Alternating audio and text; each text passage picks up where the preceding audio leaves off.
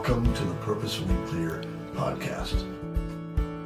In this podcast, we're going to be telling stories about direct application of tools, processes, systems that lead to validating outputs for students and teachers. Systems change, if you will, through culturally validating pedagogy and leadership.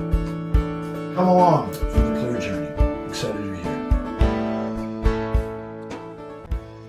This is the Purposefully Clear podcast. This is number 12, episode 2 of 6 with our guest Billy Chan. The podcast is hosted by Dr. Rev Hillstrom at the Sophia Hotel in San Diego, California on March 1st, 2026. So this is 2 of 6 for San Diego with Billy and Tua, but it's actually the 12th episode that we will have done, and I'm already starting to reflect on the work so far. So many different people, so many different stories, but folks, the answer is clear, and it's consistently clear. The approach that we're engaging on purposefully will change education. Excited to have you for the journey. Let's be purposefully clear together. If we're going to honor culture of our educators and our students, to help what you talked about, moving towards academic success. I heard you value that in your, I'm not speaking exact words, but I heard you mention that. Yeah, absolutely. What is a cultural thing that we would need to introduce to become clear, if you will, right? And what I mean by that is, what does it have that we would need to introduce? Something that we physically want to introduce to our pedagogy. Something we might think about that matters, like a value, right? Or something we physically actually do. Like when I was up there tonight at the Grant, right? And I watched them dance, right? And the presentations, it was beautiful, right? Absolutely. I'm not putting words. So I'm just asking, what are some of the haves, some of the thinks, or a do that you think, especially when you talk about communication, clear communication, we might want to introduce either at a building administrator level, or at a more district level, centralized local level on that level. What is that? What does a have, think, or do that would help improve the work that you're talking about? We build extra connections with our teachers, right? We got to build a culture within our students, first of all, to be able to care and help each other inside or outside the school. We also got to build a culture, right? Within our teachers, to value each other and also value our students. And then most importantly, like, how do we build a culture in our community, right? So culture is not just what kids bring to school, but also what we establish at school that also helps kids identify themselves with us, right? And I think that's a missing piece, right? So I know earlier we talked a lot about clarity, and when we talked about it in a sense where it was more of like a vision and mission statement, right? But like clarity really has to do with accessibility. Right, so when I'm communicating, I may be clear, but if my students, my staff, my teachers are not able to access me, or those kids can't access the teacher because there's a cultural barrier, there might be an academic barrier, language barrier, whatsoever, right? Then the access is not there, right? And the communication breaks down, the supports break down, and then there's that gap in like understanding and the culture, whether it's rooted in ethnicity, or within the school culture that we build for ourselves, right? So when I think of culture, I think of, yes, the ethnic parts that we bring in, but also how do we define ourselves at the school, and then also as district. What is the culture of our district?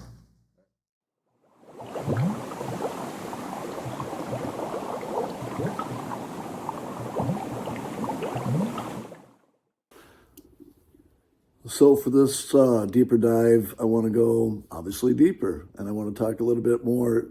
Tua and Billy have been talking about building culture, Tua specifically, and defining their own culture. And we've got to get to a point where that's understood of how to approach it. And you've heard me say often that culture is what a group of people have, think, and do. So I'm going to continue with story time with Rev here. I've been married for a long, long time. And the summer of my 7th anniversary, I was out motorcycling, and I took my wedding ring off and I put it around a chain. You can see it right here. That chain broke off, and I lost my ring. Obviously, I have it back. But the story is this big biker dude walks up to me, and he walks up with it on his pinky, you know, like not even over his first knuckle. Hey, somebody said this belongs to you. I was so grateful to get it back, right?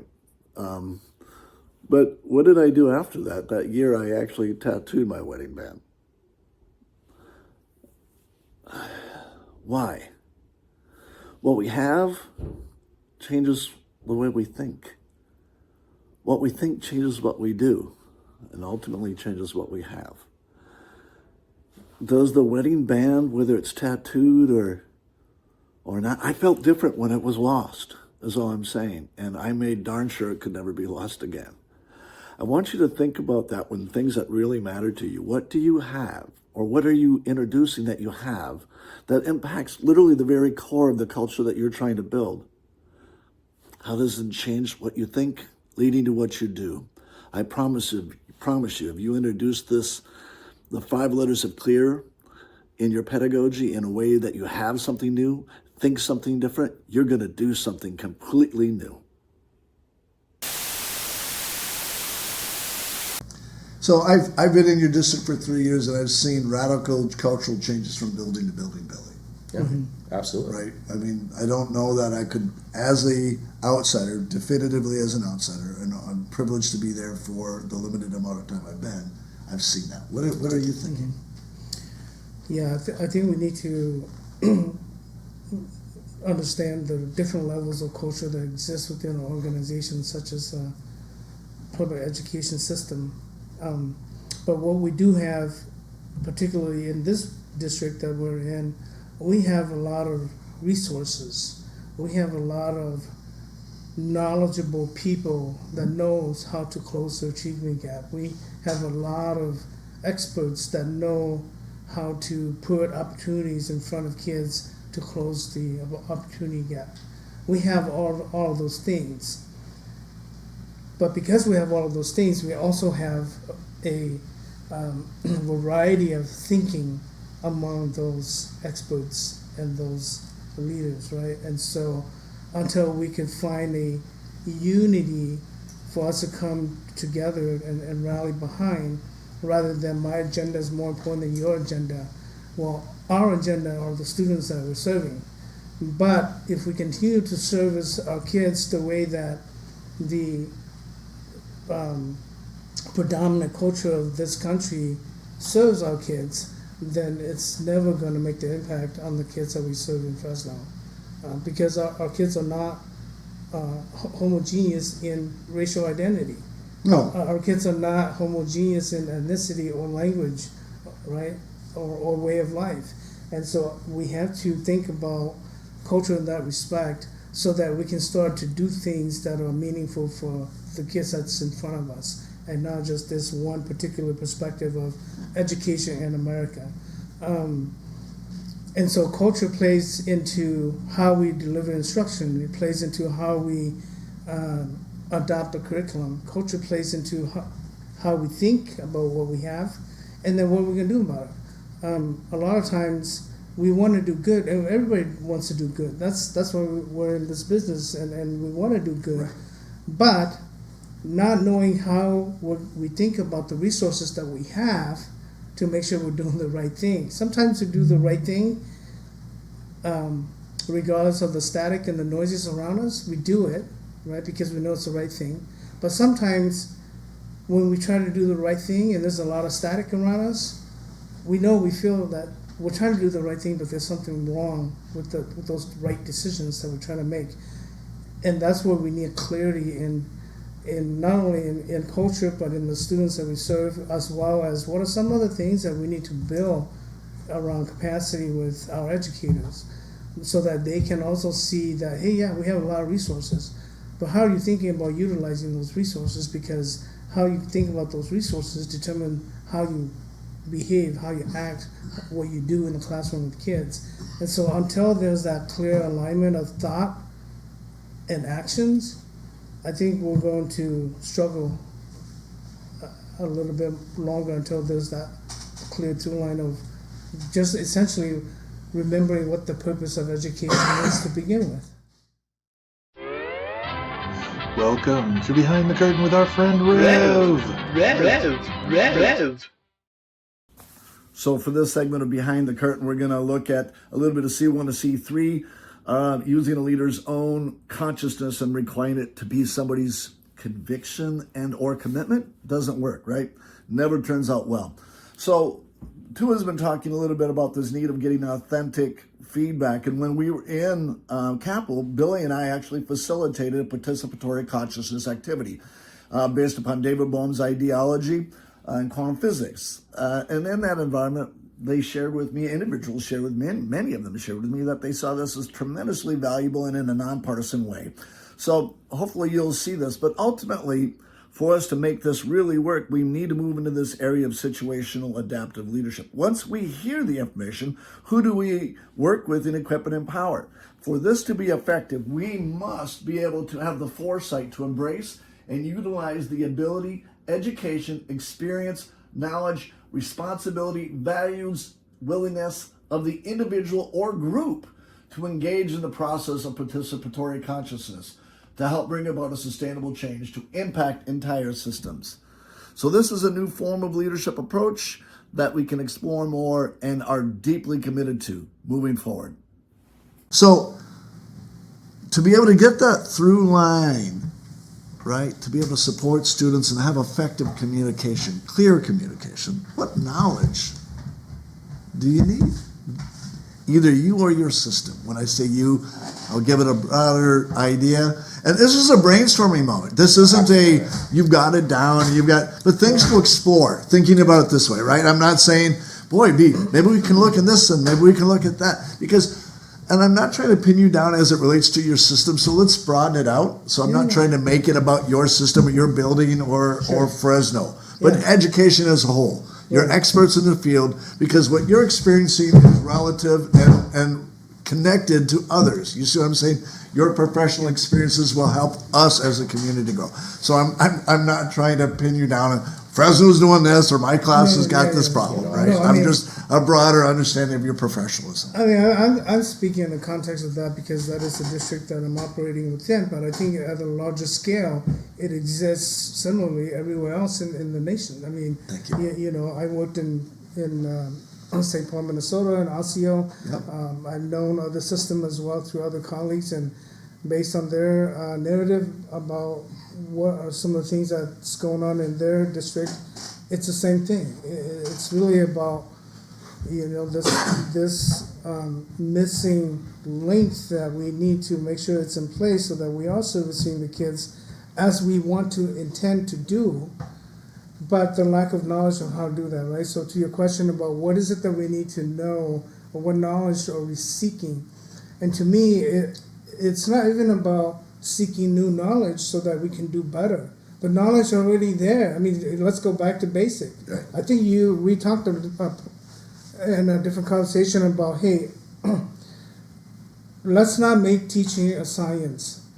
Let's remember the art of teaching so that we can go back to the pedagogy basic and foundational philosophy about pedagogy, right? We lost sight of that somehow in our fast pace in America and with the push for academic success and the pressure from the system, from the state, from the federal government, all the way down through, under a lot of pressure, we're pushed to get numbers, right? And we essentially turn it into a science because we're always looking at data. We're saying, well, you got 30% on this assessment and you should have gotten 50, right? Well, we forgot that the teaching has to occur in the classroom with the kids, and the kids has to produce the learning based on the teaching. And so when the teachers are pushing a lesson through like a script, there's no learning that occurs. So yeah, we're going to get the low 30, low 20 percentile on any assessment that's given because learning hasn't occurred, because the teacher has lost sight of what it really means to be a teacher. Not an instructor, a teacher, right? Because when I think about you instructing me, it's like giving me step by step on how to build a table out of pieces of wood. You're instructing me. You're not really teaching me that this kind of wood that you have to use for this kind of table right? You're not teaching me that, so I'm not learning. That is the knowledge that I think we need to remember to go back to, so that we can continue to say, hey, if this is what I know about pedagogy, that's the knowledge, but I'm not making the impact that I intend to make, then I can go back and say, okay, well, what other knowledge do I need to go out and seek that's already in existence that I can, leverage to make the impact that I want to. One of the things that we're really focusing on is some high leverage practices that we know based on research that has had impact on student achievement. And the one that we've been focusing on is the creating the collective, not just the collective efficacy, but creating that culture of data-driven decision making as a collective, Yes. so that we can continue to improve. That's just one of those things. The collective efficacy is the overarching goal that if we do these high leverage practices to impact not only change in instructional practices, we will impact student achievement, and then ultimately build efficacy in teaching staff, right? But it's a process that doesn't just take a couple of practice. It takes a long time to really build the capacity of our teachers. And so in commonly what happens in school district is that we say, hey, here's an idea, go do it in your classroom, right? Right. And C1 to C3. that a lot. Yeah. And so then we wonder why we don't get the results we've gotten, or why didn't the strategy stuck? Because we gave you a whole day of professional learning around this strategy, and we asked you to go and now put it into practice, and we wonder why it didn't work. Well, we haven't really spent enough time connecting to what the teacher values about that strategy that's going to fit into their style of pedagogy in terms of teaching, right? Now, we can give them the strategy and they can say, I instructed the kids, the strategy calls for me to follow step 1 through 7. And I did that. I went through 1 through 7 with the kids. So how come it didn't work? Well, we didn't spend enough time to really understand what our conviction is in that process, or their conviction in that process, so we can get to commitment. So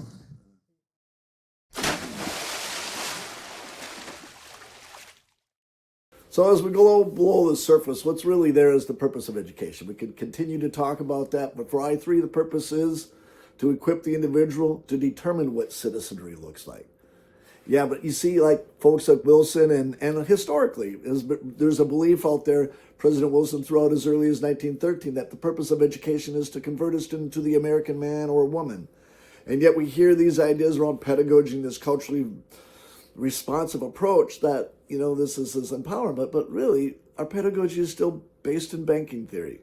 This idea that we're the experts determining who and what you will be through our pedagogy. Very, very, very dangerous. An opportunity to change.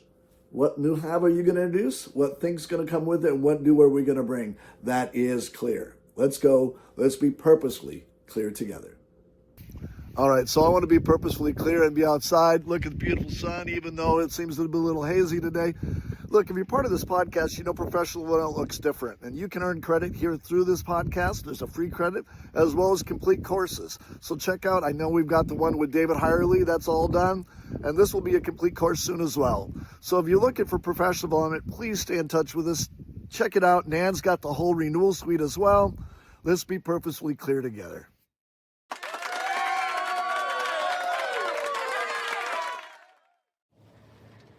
Welcome back to the Producer's Corner, everybody. I have, upon review of this episode, really connected with it in a couple of ways. Number one, efficacy. I believe Billy talks about how it takes time to build kind of a self-sustaining regiment of teaching, but we know this. That's a human experience. Myself, I'm doing a whole house project, and the first couple wires I put in and new outlets I wired up, I was nervous. Just today I redid some stuff in my garage, and it was a lot easier because I've done 15 different outlets and run a bunch of wires through studs and learned a lot. Thanks, Dad, if you watch this.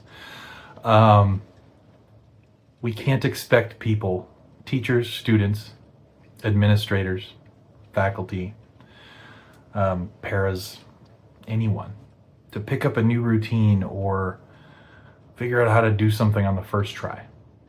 We have to, I believe we have to allow time and repetition to build that efficacy for us. So, it is the producer's corner. I'm going to lay out my links and say, so it is the producer's corner, my links, and contact us if you need anything. If you want to talk about Clear Credit, or you just have a question about the Clear model, or any of the things talked about in our episodes, we'd be happy to talk to any of you at any point. See you soon. Get revved up. So happy Father's Day, everybody. I'm sitting at my father-in-law's house. Just had a beautiful conversation with him. I'm all revved up because ancestors matter and elders matter. And listen to what this man had to say. If we do this, we have a future. I'm all revved up because of you, Ray. Happy Father's Day, everybody. Say it again. I want to hear you say that. You can advance in the world. You can take somebody else's thoughts and keep adding to them to advance on whatever your thought plan is. So you don't have to agree. You just have to be kind and listen. No, just listen, take it in, add it to your thoughts, and produce something new. Today's podcast is brought to you by Intercultural Innovations Incorporated. Director and producer is Dr. Rev Hillstrom. Producer and editor is Jason Eldridge, with graphics by Barbie Hillstrom and Nan Ureko. Original music by Ben Lockett, Jason Eldridge, and Dr. Rev Hillstrom. Intercultural Innovations Incorporated 2026. For any information, bright spots, or links from this episode, email jason.impacti3@gmail.com.